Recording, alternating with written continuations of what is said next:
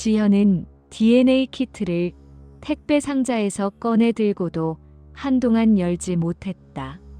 혜원과 마주보고 샘플을 채취하던 그 순간의 공기, 어쩔 수 없이 서로를 의식하던 침묵, 그리고 그 뒤에 따라온 긴 기다림이 이제 손끝에 고스란히 남아 있었다. 병원에서 보낸 문자 알림이 뜨자마자 심장이 덜컥 내려앉는 듯 했지만 지현은 알림을 열기까지 다시 몇 시간을 버텨야 했다. 그녀는 침대 모서리에 앉아 휴대폰을 쥐고 있었다. 결과가 나왔습니다. 그 한 줄만 적혀 있었지만 이미 몸이 굳어버렸다.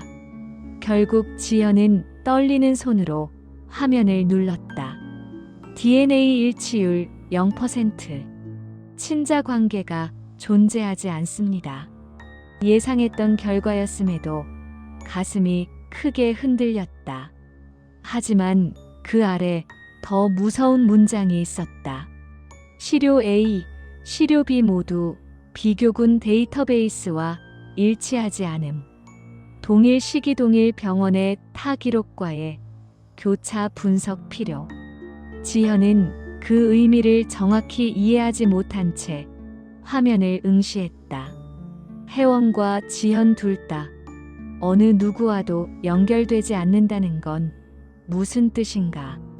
그녀는 혜원에게 전화를 걸었다. 신호음이 2번 울리고 혜원이 받았다. 나도 방금 봤어.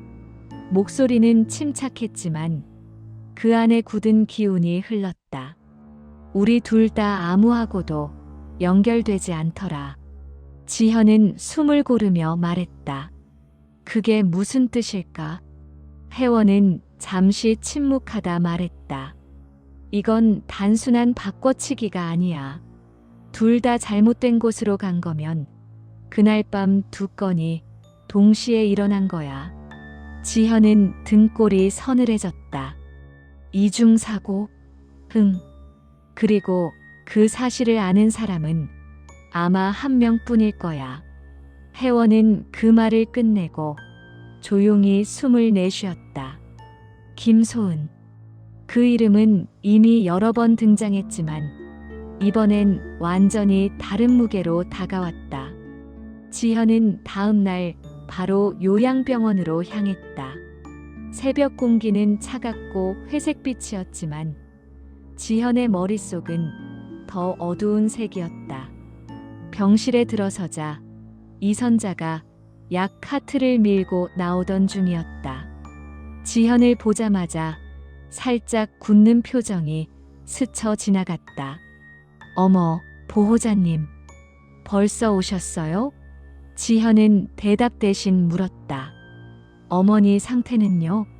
밤새 조금 뒤숭숭하셨어요. 계속 누군가 이름을 부르더라고요. 이선자는 평소처럼 밝은 척했지만 지현은 그 표정에서 불길한 뭔가를 보았다. 병실 안에는 순애가 천장을 바라보며 누워 있었다. 눈동자가 계속 흔들리는 걸 보니 아침부터 기억이 반쯤 떠내려가고 있는 듯 했다. 엄마. 지현이 손을 잡자 순애는 천천히 고개를 돌렸다. 지현이니? 아니 혜원인가? 그 작은 혼동이 이제는 무섭지 않았다. 오히려 당연하게 느껴졌다. 기억 속 두 아이가 뒤섞이고 또 분리되는 그 과정이 지금 벌어지고 있는 진실과 너무 닮아 있었기 때문이다. 엄마, 나 이제 알아야겠어. 진짜 어떤 일이 있었는지. 지현이 말하자 순애의 눈동자가 잠시 고여 있다가 흔들렸다. 나도 다 모르던 게 있는 것 같아. 마치 오래된 자물쇠가 스스로 돌아가듯 그렇게 말했다. 진실이 순애에게조차 완전하지 않았다는 뜻이었다.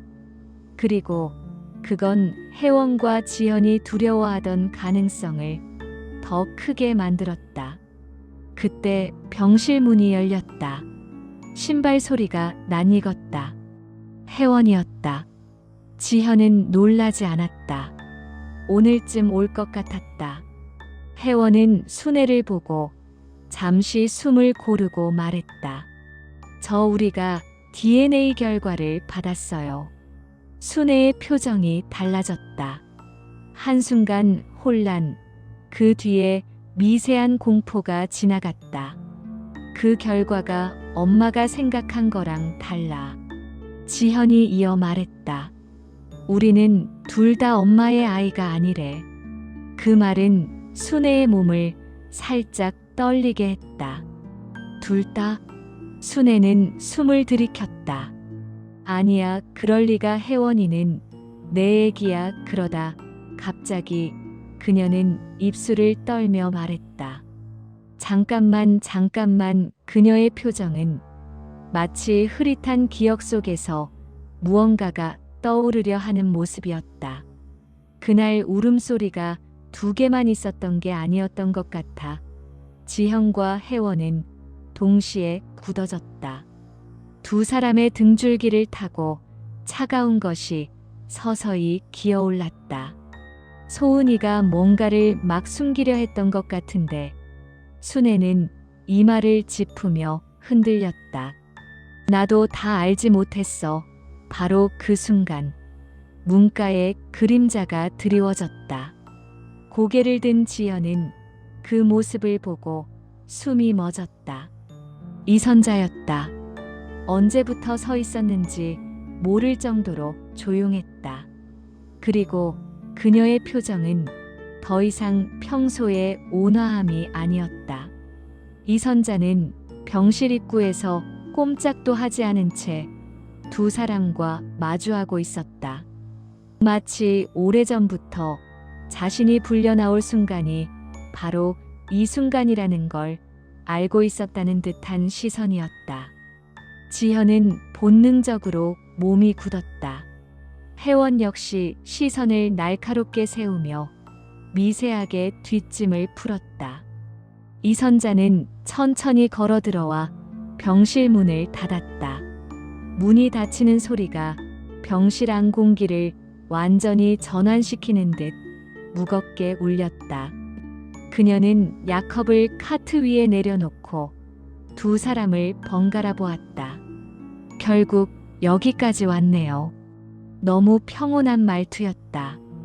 그 평온함이 오히려 두 사람을 더 경계하게 만들었다. 지현이 먼저 입을 열었다. 간호사님, 그날 밤 무슨 일이 있었는지 이제는 말해주셔야 해요. 이선자는 대답하지 않고 순애를 바라보았다. 어머님은 아마 기억이 많이 흐릿해졌을 거예요. 제가 말하는 게 더 정확할 겁니다. 순애는 겁먹은 듯 몸을 움츠리며 고개를 저었다. 난 다 기억 못해. 소은이가 그날 그녀는 다시 말을 잇지 못했다. 그러자 이선자가 천천히 순애 가까이 다가갔다. 그녀의 그림자가 순애의 얼굴 위에 드리워졌고 두 사람 사이에 이상한 긴장감이 감돌았다. 그날 밤 바뀐 아이는 둘이 아니었어요. 혜원과 지연이 동시에 숨을 삼켰다. 둘이 아니라고요? 지현이 조용히 물었다. 당신들이 생각하는 바꿔치기는 하나였을 거예요. 하지만 실제로는 두 건이 동시에 진행됐죠. 그중 하나는 이분이 한 것이고 이선자는 순애를 향해 시선을 돌렸다. 나머지 하나는 병원 쪽에서 조용히 묻은 일이었어요. 지현은 온몸에 전기가 흐르는 듯 했다. 병원에서 스스로 바꿔치기를 했다고요? 이선자는 웃지도 않았지만 울지도 않았다. 단순한 사실을 말하는 사람처럼 담담하게 말을 이었다. 그날 산부인과엔 두 집안이 있었어요. 하나는 평범한 가난한 집, 다른 하나는 병원 후원 이사장을 지내던 부유한 집. 후원 이사장 집에 신생아는 호흡이 불안정했고 상태가 점점 악화되고 있었죠. 그런데 같은 시각 다른 부서에서 그녀는 잠시 말을 멈추더니 고개를 갸웃했다. 이건 차라리 운명이라고 해야 할까요? 비슷한 시각에 태어난 다른 아이가 있었어요. 건강했지만 태어난 순간부터 그 집안에 필요 없는 아이였죠. 계획에 없던 아이였어요. 불편해했죠. 원하지 않았어요. 지현과 혜원은 말을 잃었다. 원하지 않은 아이를 서로 떠넘기려 했고 거기에서 문제가 생긴 거예요. 이선자가 다시 말했다. 이사장 집아이가 먼저 숨을 거뒀어요. 그런데 그 사실이 병원장 귀에 들어간 순간 이미 병원은 사색이 됐죠. 큰일이니까. 후원 중단뿐 아니라 언론까지 번질 문제였으니까. 지현은 차갑게 물었다. 그래서 그 집 아이를 다른 아이와 바꿨다고요? 네.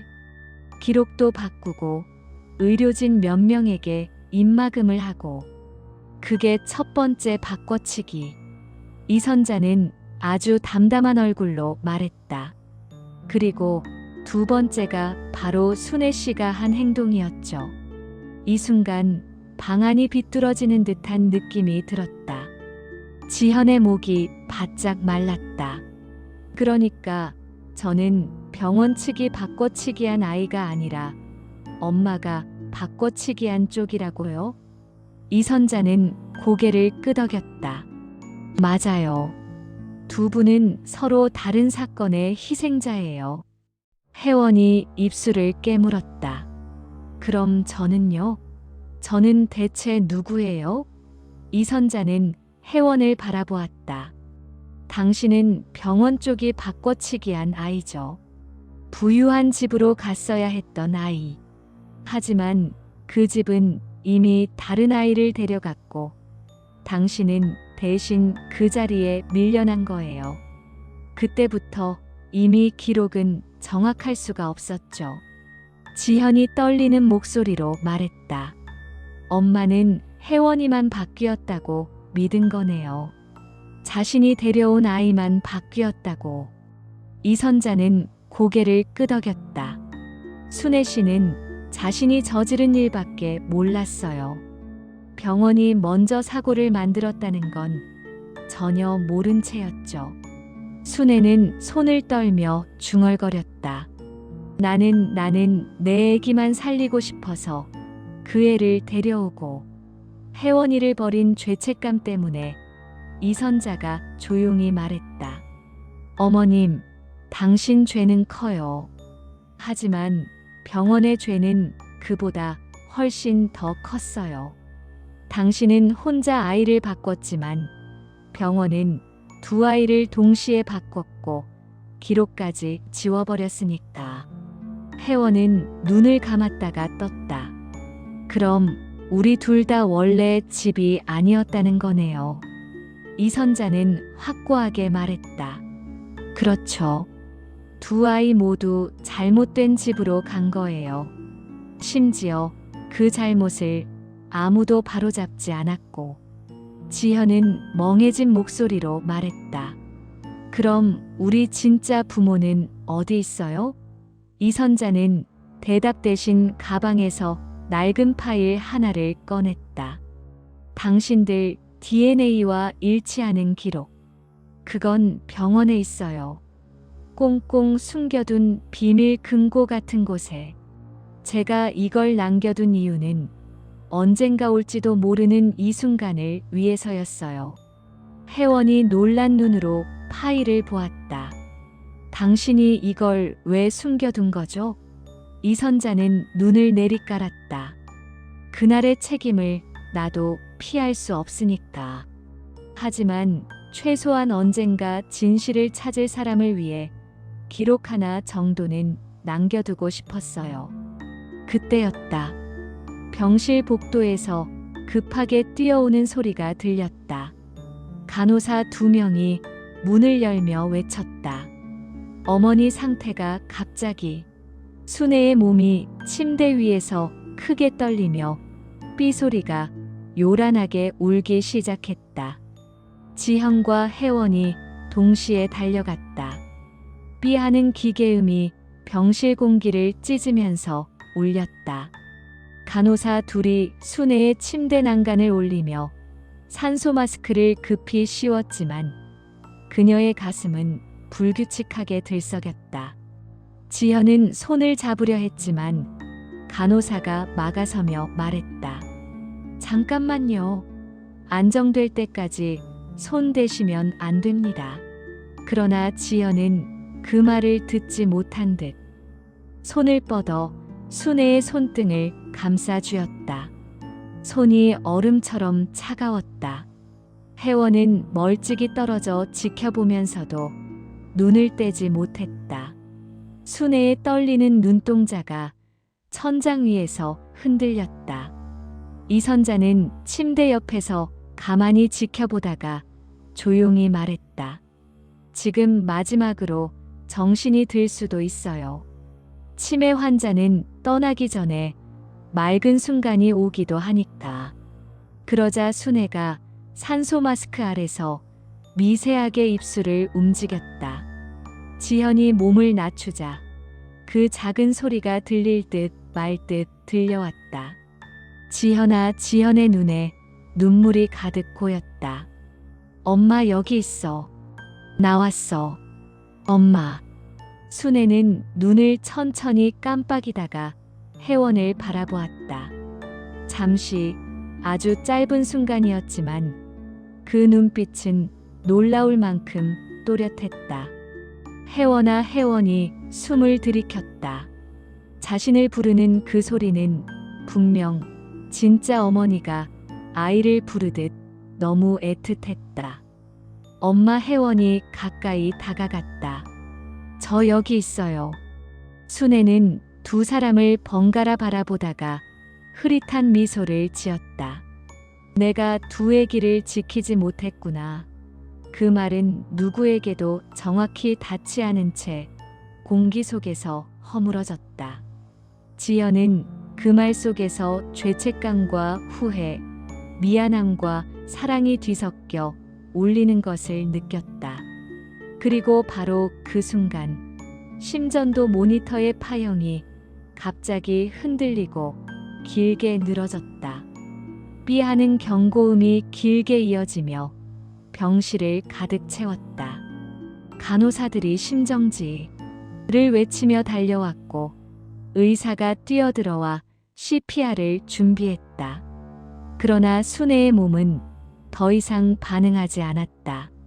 지현은 뒤로 밀려나며 눈물을 흘렸다. 혜원도 말없이 입술을 깨물었다. 그리고 이선자는 조용히 기도하듯 눈을 감았다. 몇 분 후 의사가 고개를 숙이며 말했다. 시간 기재하겠습니다. 그 말로 순애의 삶은 마침표를 찍었다. 지현은 입술을 떠는 채 어머니의 손등에 이마를 대었다. 엄마, 엄마. 혜원은 조용히 지켜보았다. 그녀에게 순애는 낯선 여자이면서 동시에 자신을 버린 엄마이기도 했고 또 살리고 싶어 했던 엄마이기도 했다. 그 감정은 설명할 수도 한 줄로 정리할 수도 없는 종류의 것이었다. 잠시 후 장례 절차를 위한 준비가 시작되자 이선자가 지현과 혜원을 병실 밖으로 불렀다. 두 분 지금 이 얘기를 해야 할지 망설여졌는데 이선자는 작은 파일을 다시 꺼냈다. 여기에 진짜 부모님의 단서가 있어요. 병원 기록실에 접근할 수 있는 날짜, 코드, 보관 위치까지 전부. 혜원이 놀란 눈으로 물었다. 왜 지금 말하는 거예요? 이선자는 깊게 숨을 들이쉬었다. 어머님이 떠나시기 전에 말하려 했어요. 당신들이 진실을 알 수 있도록. 그리고 나도 더 이상 이걸 혼자 안고 살고 싶지 않았어요. 지현은 손을 떨며 파일을 받아들었다. 종이 속에서 오래된 문서가 부스럭 소리를 냈다. 그 안에는 병원 금고 내부 문서의 사본, 그리고 수기로 적힌 한 줄이 있었다. 그날 밤 태어난 아이는 4명. 그중 2은 기록 삭제, 2은 교차 이동. 지현과 혜원은 그 문장을 여러 번 읽었다. 숨이 멎을 듯한 느낌이 들었다. 그러면 우리 둘만 피해자가 아니라는 거네요. 혜원이 중얼거렸다. 우리가 아는 이야기보다 훨씬 큰 사건이라는 거네. 지현이 덧붙였다.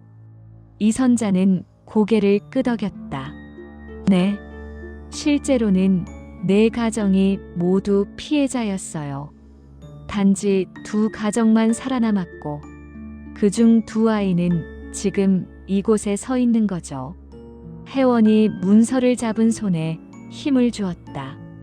우리 진짜 부모를 찾을 수 있을까요? 이선자는 잠시 생각하다가 확고히 말했다. 찾을 수 있어요. 병원에 남아있는 기록은 아직 완전히 사라지지 않았어요. 지우려 했지만 흔적은 남기 마련이거든요. 지현은 서서히 고개를 들었다. 그럼 우리 이제 어디로 가야 하죠? 이선자는 병원 1층의 안내도를 가리켰다. 기록실. 이 병원의 가장 깊은 곳에 있어요. 접근 권한이 있는 직원만 들어가고 오래된 자료는 금고 안에 따로 보관돼요. 혜원이 낮게 웃으며 말했다. 마치 일부러 숨겨놓은 비밀 같네요. 숨겨진 게 맞아요. 이선자가 대답했다. 병원은 그날 일을 절대 공개하고 싶지 않을 거예요. 당신들이 가면 막으려 들겠죠. 지현은 묵직한 숨을 들이쉬었다. 그래도 가야 해요. 혜원이 고개를 끄덕였다. 그래. 여기서 멈추면 아무 의미가 없어. 2 사람은 기록실로 향했다. 병원 새벽 공기는 싸늘했고 복도마다 희미한 형광등이 깜빡였다. 순애의 장례 절차는 직원들이 준비하고 있었지만 2 사람은 어머니의 죽음 위에서 곧바로 진실을 향한 첫 발을 내디뎠다. 기록실 앞에 도착했을 때 문은 잠겨 있었다. 이선자가 주변을 살폈다. 여긴 직원 카드 없으면 못 들어가요. 그러더니 그녀는 소매를 걷어 올렸다. 내가 지현과 혜원이 동시에 놀라서 그녀를 바라봤다. 이선자는 작은 카드키를 꺼내 들었다. 예전에 나도 후배들 대신 기록실 출입을 맡았던 적이 있어요. 그때 받은 예비 카드키인데 반납하라고 했지만 안 했죠. 왜냐면 그녀는 쓴웃음을 지었다. 언젠가 이 문을 다시 열 날이 올까봐. 삐소리가 나며 문이 열렸다. 기록실은 오래된 종이 냄새와 먼지 냄새가 섞여 있었다. 안쪽 금고 앞에서 이선자가 조심스레 덧붙였다. 이 안에 내 아이의 기록이 있을 거예요. 혜원이 숨을 들이켰다. 지현도 손이 떨렸다. 금고 문을 열자 빽빽하게 꽂힌 파일들 사이로 4개의 특정 폴더가 눈에 띄었다. 태어난 날짜가 같고 부록 번호가 각각 다르게 적혀 있었다. 이거야. 지현이 속삭였다. 폴더를 꺼내 펼치자 2 사람은 동시에 얼어붙었다. 각 폴더의 마지막 장에는 한 문장이 적혀 있었다. 적합 가정으로 이동 완료. 그 한 줄이 모든 것을 말해주고 있었다. 4명의 아이, 모두 다른 가정으로 보내짐. 그중 2명은 실종 기록. 그리고 2명은 지금 여기 서 있는 지현과 혜원. 지현이 천천히 말했다. 우리가 찾을 수 있겠지? 우리 부모를. 혜원은 파일을 꼭 쥐며 대답했다. 찾아야지. 누가 우리를 이렇게 만든 건지, 누가 우리를 서로의 자리에 던져 넣은 건지 다 밝혀야 해. 이선자는 조용히 두 사람의 어깨에 손을 얹었다. 당신들 이제 시작이에요.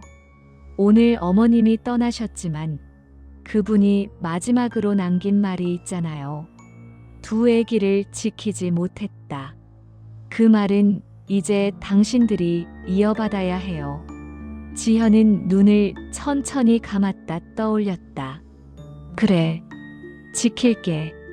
우리 둘 다. 그리고 우리를 기다리고 있을지도 모르는 진짜 가족까지. 혜원은 고개를 끄덕이며 마지막 파일을 품에 끌어안았다.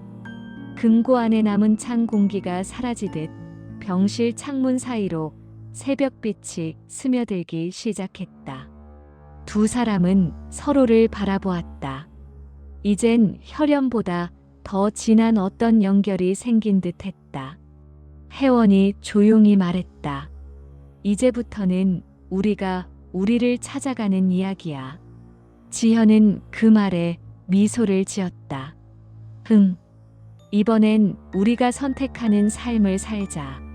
기록실에 불이 꺼지고 문이 닫히는 순간 두 사람의 그림자는 나란히 복도 위로 길게 드리워졌다. 그 그림자는 마침내 각자의 진짜 자리를 향해 움직이기 시작하고 있었다.